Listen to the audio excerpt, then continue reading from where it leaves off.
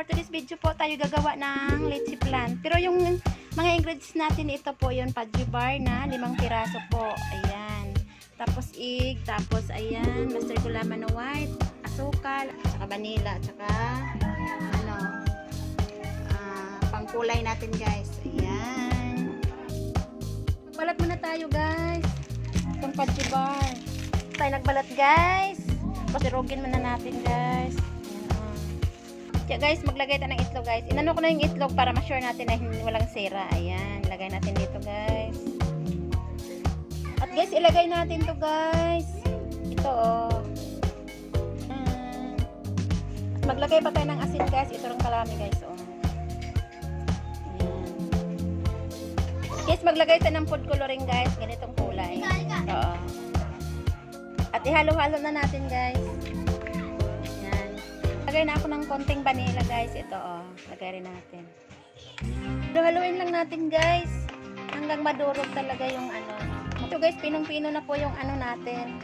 Fudgy bar. And guys, nalagay na ako ng tag-isang kutsara dito sa linyera natin guys. Ayan, ito oh. Sukal. Ito din. Yan lahat, lagyan natin. Yan guys, i-ano natin.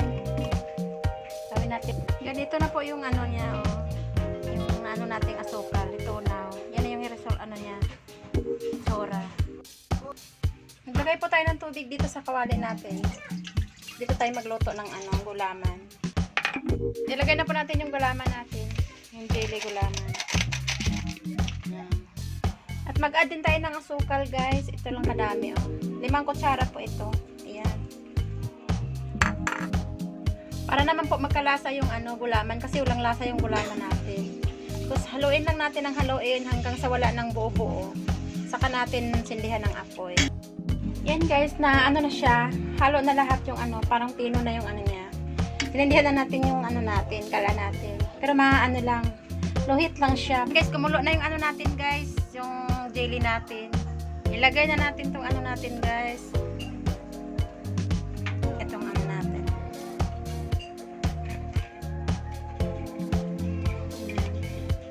Ito po itsura niya guys.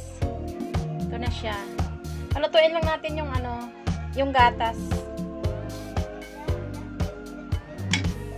Isa na tayo guys. Ang gawin natin guys, ano, salain muna natin yung dito, sasalaan natin. Para pino yung ano. Ito. Pino yung resulta ng ano natin. Gawa.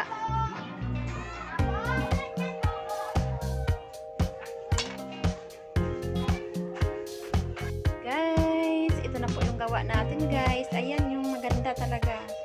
Kasing ganda sa naggumawa siya. Charot. Hindi, maganda talaga yung pag-ano niya. Oh. Yan, o diba oh. Malamig na po. Magbukas na tayo ng isa. Ito guys, inano ko lang siya. Tinaob ko lang siya sa plato natin. At dahan-dahan natin ano. Dahan-dahan natin kuhanin yung ano. Guys, ito na. Diba? Tingnan pa lang guys. Sarap na guys. Tikman na natin. Ayan, o diba? Diyos ko. Ayan. Ayan, subo na natin guys. Ang sarap guys. Naman tama talaga yung timpla guys. Ayan. Subukan nyo rin ano, gumawa ng ganito. Ayan ang ginawa ko. Diba makatipid tayo? Ayan lang. Salamat sa panonood. God bless.